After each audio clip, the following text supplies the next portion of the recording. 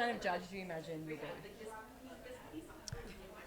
Well, how about I think Allison's is a great judge. I think she's somebody everybody looks at and be like, well, I want to know her opinion because she's done exactly what I'm doing now. So I think from that standpoint, she's an amazing judge. You could tell him what kind of judge I am. Oh, he's wonderful, the best that ever was, the best to ever live.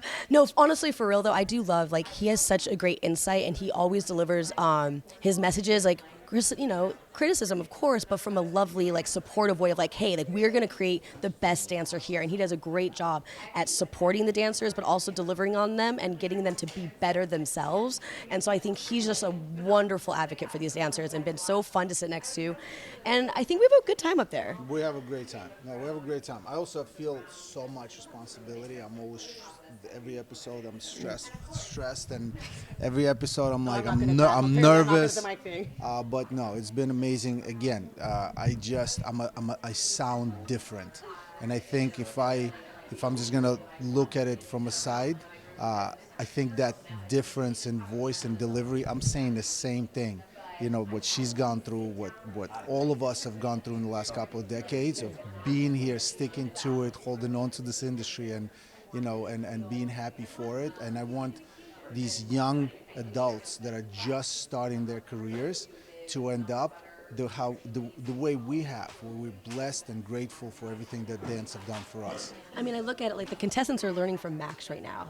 You know what I mean? Who's done so much in the dance industry, had such an incredible career, just shines on Dance with the Stars, and now So You Think You Can Dance. I just think they have this opportunity to learn and grow from one of the greatest that ever was. You know, and I say that jokingly, but like also being so for real. Like, you know what I mean? At the same time, I think he's wonderful, and they hopefully hear him and listen.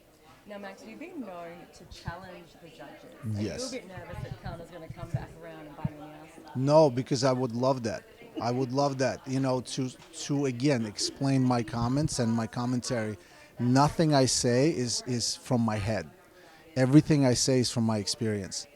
So when I look at someone and I comment on their movement, on their lack of personality, of some things that we can see that they want to showcase, but they make different choices, it's because I made those mistakes.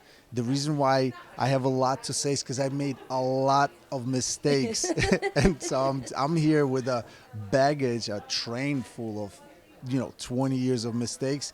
Here, you have a pen and paper, because I'm going to tell you everything you're going to do wrong and how to get out of it on top.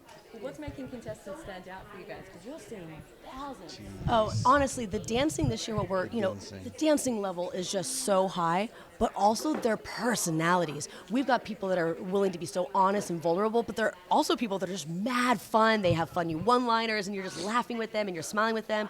And then you got people that you really are seeing going on this journey that maybe were struggling a little bit at the first, but by the end, they become stronger, better versions of themselves. And I think the audience will love growing with someone as well. Yeah, no, one of the hardest things I've ever done in my life was being part of selecting top 10. Yes. It was honestly one of the hardest things I had to do because of the responsibility and having to answer to myself later. Like, did I make a mistake? Did we do the right thing? Like, it's crazy. Oh no, we made no mistakes though. 'Cause I'm telling you, when we saw that top 10 on that stage, it was amazing. So good. Now, Max, I want to congratulate you, baby number 3. Thank you. Obviously, be very special going through an IVF journey. It took you a while to catch on. Yeah. Well, I mean, me? No, I did the same thing all the time, every time. He was very consistent. Every time was consistent. No, look, honestly, it's been with the third one, when we found out, we had a conversation. We just looked at each other. Was like, is this oh my God, what are we gonna do now? Or does this feel like, oh wow, we got so lucky? And she's like, no, it's the letter. And I'm looking at Shai, I'm looking at Rio.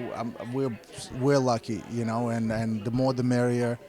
What's the worst thing that's going to happen? I'm going to end up being surrounded by a bunch of people that love me unconditionally. They're also great parents, and also their babies are beautiful.